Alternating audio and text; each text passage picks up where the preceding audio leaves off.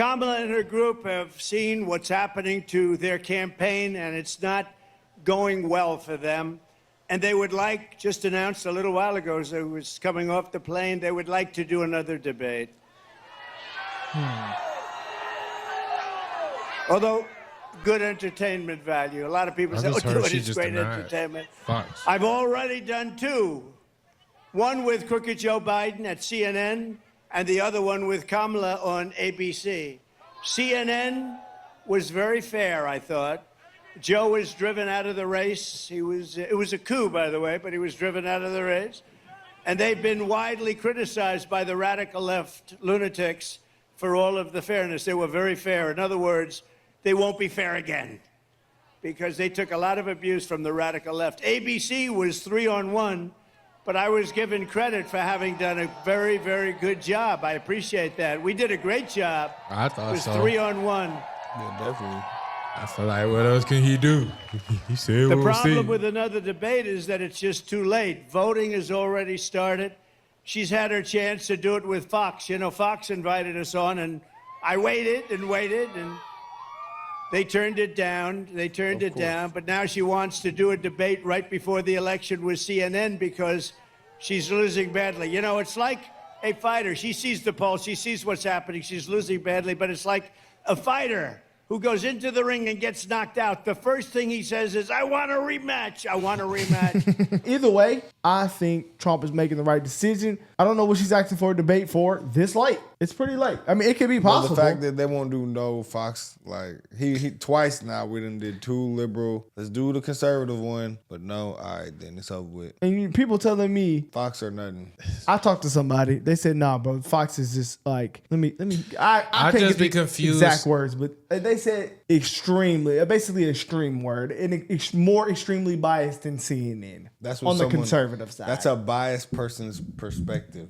Someone who's biased to the left is going to say, that's like people on the right are probably going to be like, well, Fox really ain't biased. I think they said it's people so on the left biased. would say CNN ain't biased. It makes your head hurt. That's what I Both think that's sides what are they said. biased. Both sides is completely biased. And ABC that was completely biased. If you can see, Tosh talk about it today by the commercials of the college football games. You could tell which channel the games are being played on. Yeah, it was that deep, So y'all. it's I like- didn't realize it. So you said the ESPN ones were super liberal for Kamala. Of course. Yeah. And Fox. And Fox, we They saw showing the troll. I'm seeing Trump and Ted Cruz. Colorado was on Fox. Ted Cruz hit us up. You want to talk about something? I didn't even notice that. That's crazy. They got Fox Sports. LSU game.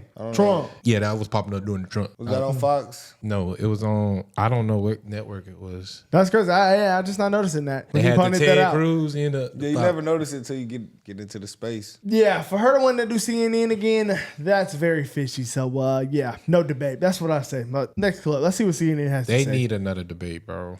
I don't know, man. Especially if they're going to be biased. Mr. Anderson Cooper, one of the big stories out there right now is the polling bump for Harris following the debate. Now, I don't know whether to trust polls. We were supposed to trust them in 2016, and they were wrong. In 2020, they were pretty wrong. Trump has traditionally underperformed in these polls. So how do you approach polls? I mean, there's polling and there's trends. How do you approach what's going on in the polling? Do you care? I mean, I report on them. I think they're interesting to talk about and look at, and particularly when you dive deep on certain subjects, like who's seems to, what trend lines are there. You living in the crosstabs is what you're saying? Yes. We have some great people who look at polls, but in truth, just deep down inside, I don't think I buy them. Like, I just don't.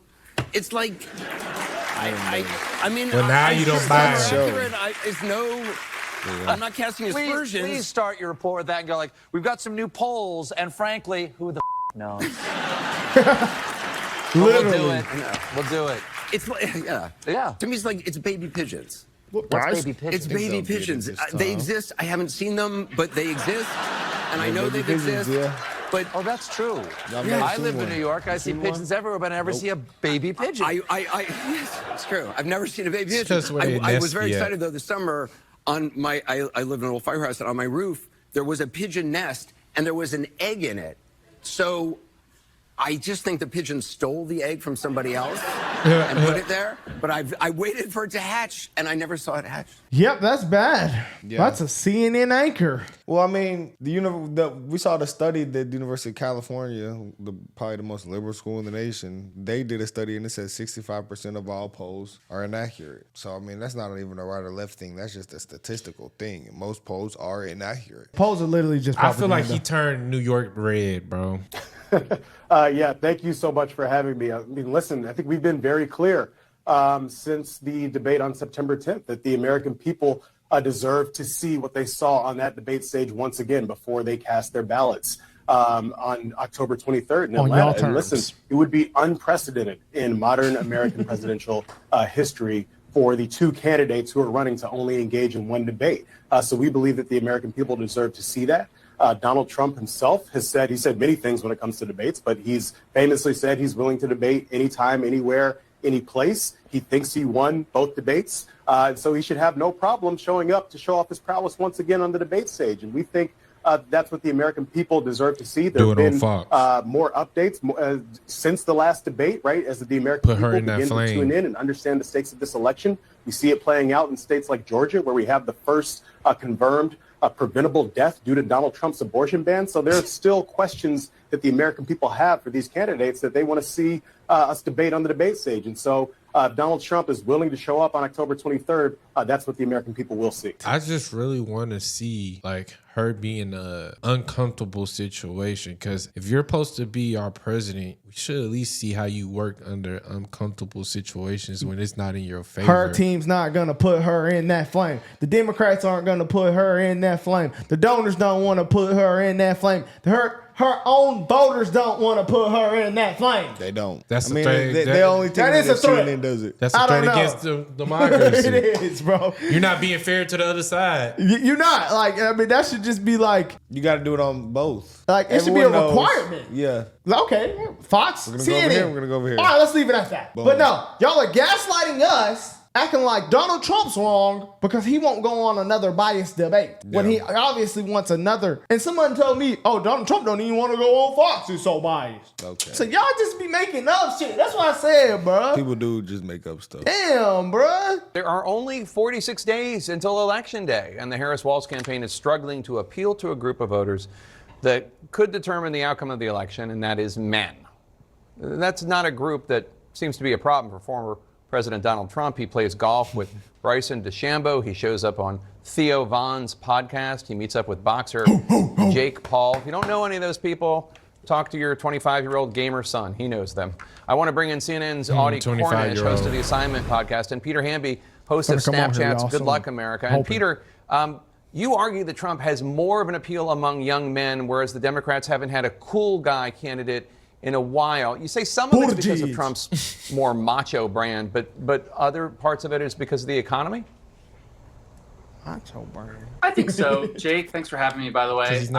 First of all, it's true in the polls, and some of this has been noise over this last year, and we haven't been able to really clarify whether this is happening. I think it's absolutely the case, and probably unrecoverable for Democrats, that men under 30 are drifting toward Donald Trump. In the ABC Washington Post poll from last weekend, sorry, just ABC, forgive me, Kamala Harris is winning young women by like 38 points.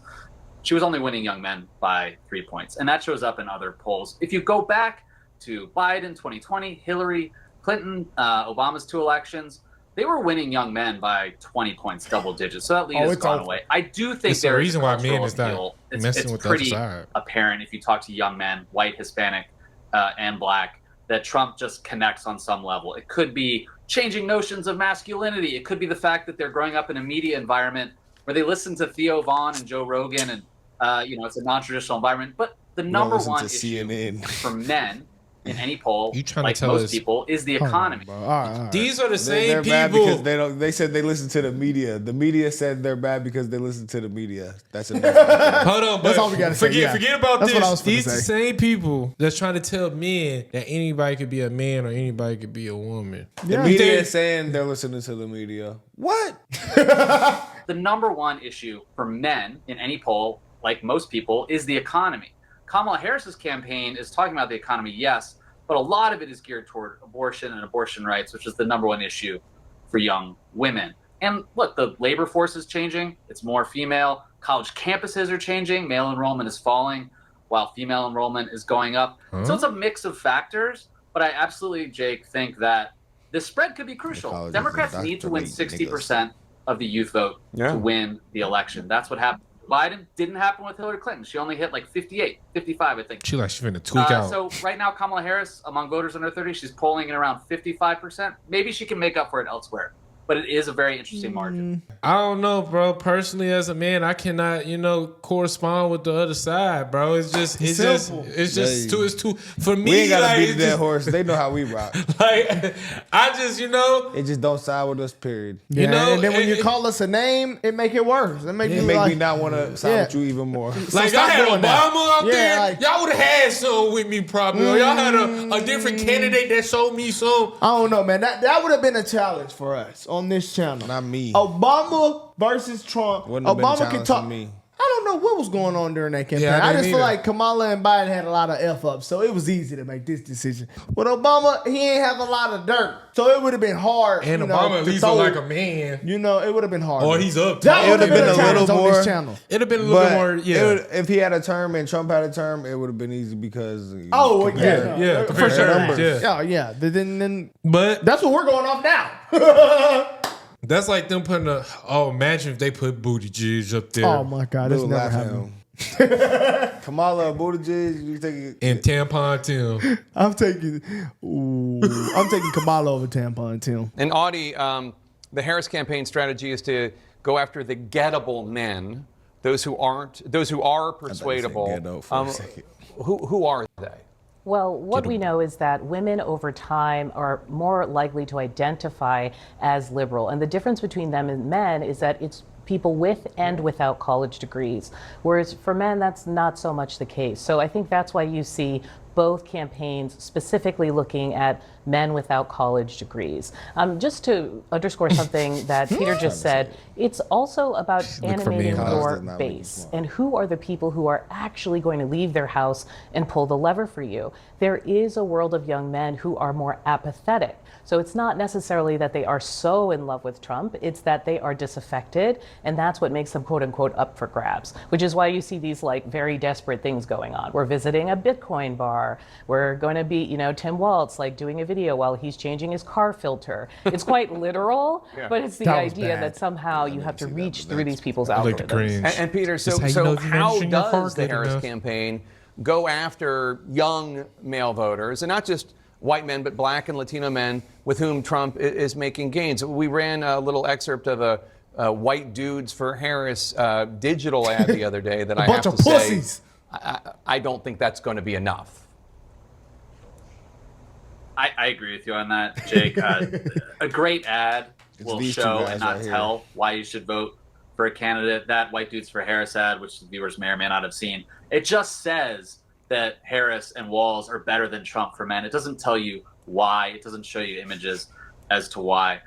Audie makes a great point.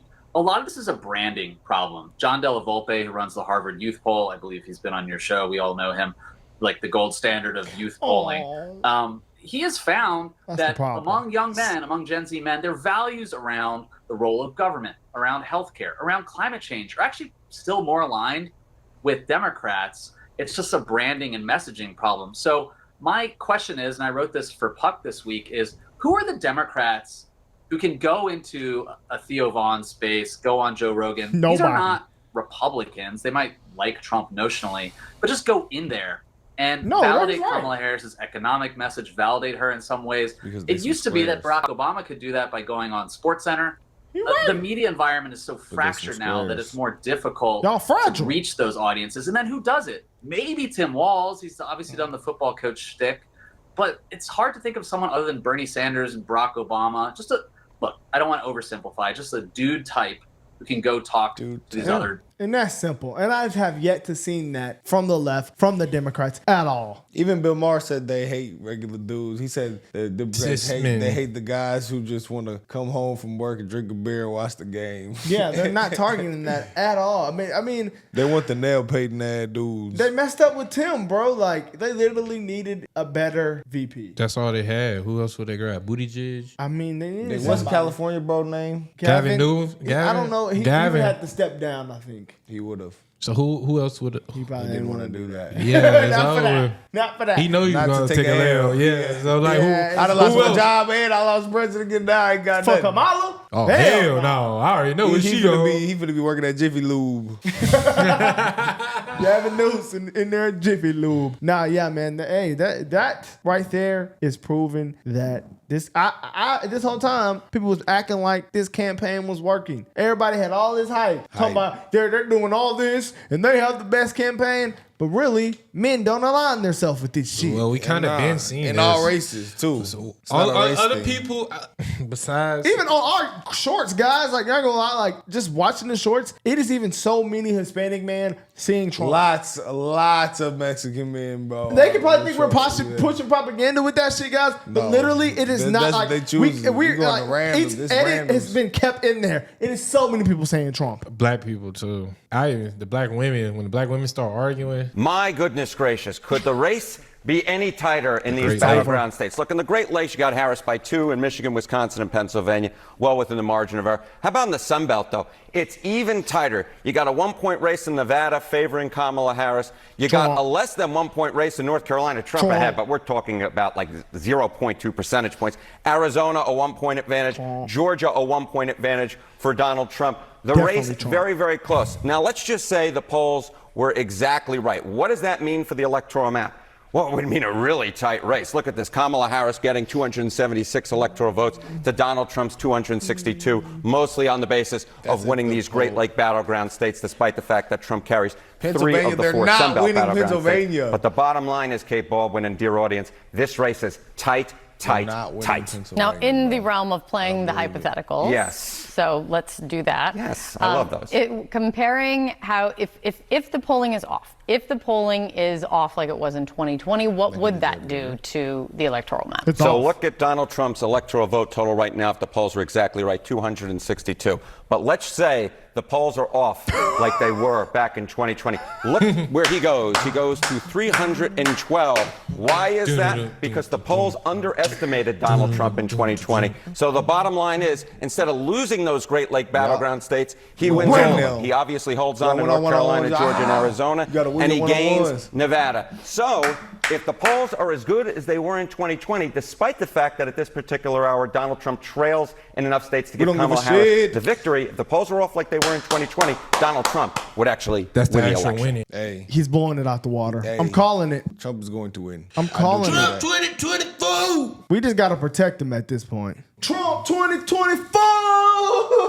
Trump. Hey, is that a song? Yeah, that shit hard. I think the polls are bullshit, and just knowing what happened in 2016, guys, knowing that I seen Donald Trump name at 15% and Hillary Clinton at 85%, I just know. Oh, yeah, that was crazy. Donald Trump's finna win this shit. He's got it. Unless, not right, we ain't gonna talk about it, but unless, what he tweeted about recently. Hopefully that don't happen though, but you know, I still got faith in America. I don't think that's gonna happen. Me either. If it did, that's crazy. Nothing we can do about that. Hopefully it don't happen this time because that was COVID. It could have been possible. They hit the Floyd while we wasn't looking. Versus Manny Pacquiao, but we looking now. We looking now. We ready now. So they had us in the first half. Let us know what y'all think about this shit, guys. Only people that's gonna vote for the left if you feel oppressed in a pussy. Yeah. That's all they push. That's literally all they push. Oppression. Victimhood. Women and women rights. Nobody ain't going for that shit. We going, guys. Let's know what y'all think.